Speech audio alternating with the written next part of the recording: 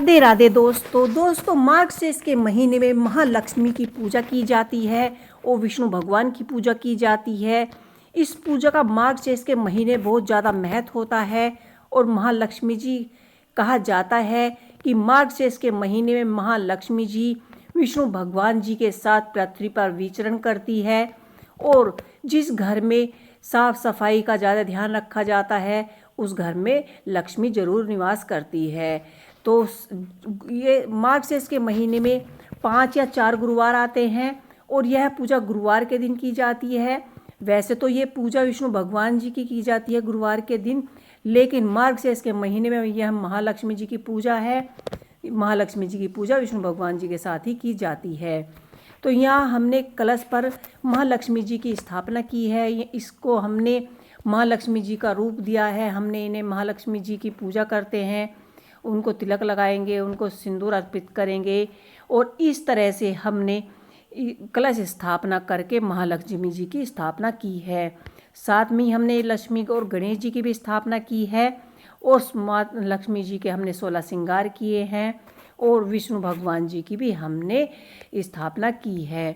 आप चाहे तो चौकी पर स्थापना भगवान जी की फ़ोटो लगाकर भी कर सकते हैं या फिर सुपारी को विष्णु भगवान जी का रूप दे के स्थापना कर सकते हैं। और चावल से अष्टकमल बनाइए। चावल पूजा वाले होने चाहिए, टूटे हुए चावल पूजा में नहीं होने चाहिए। और माँ लक्ष्मी जी को लाल रंग के फूल अति प्रिय हैं। आप उनको गुलाब के, गुड़हल के लाल रंग के फूल चढ़ा सकते हैं।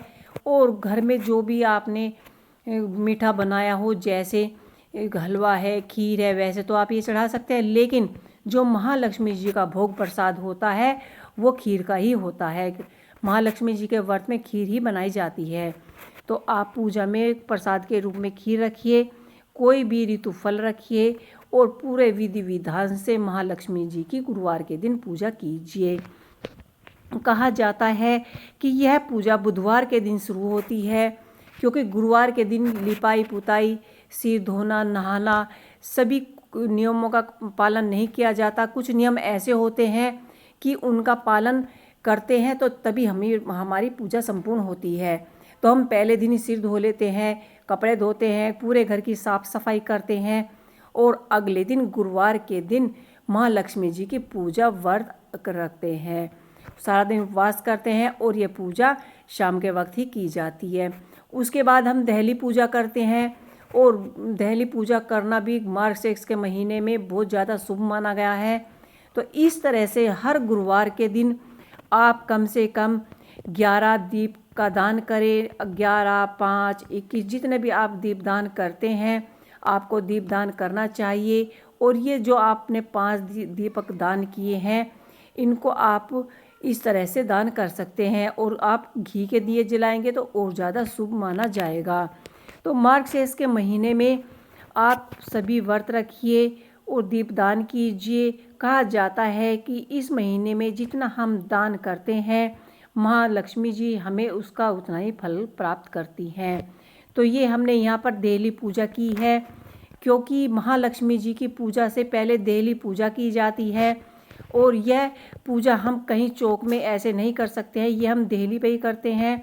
ये बाहर के देशों में, महाराष्ट्र, बिहार में, दक्षिण दिशा में इधर यह पूजा की वहाँ पर ज़्यादा मान्यता है। हमारे इधर ये पूजा नहीं होती है, क्योंकि अलग अलग देशों में, अलग अलग शहरों में अलग अलग मान्यताएं हैं और अलग अलग पूजाओं के नियम हैं।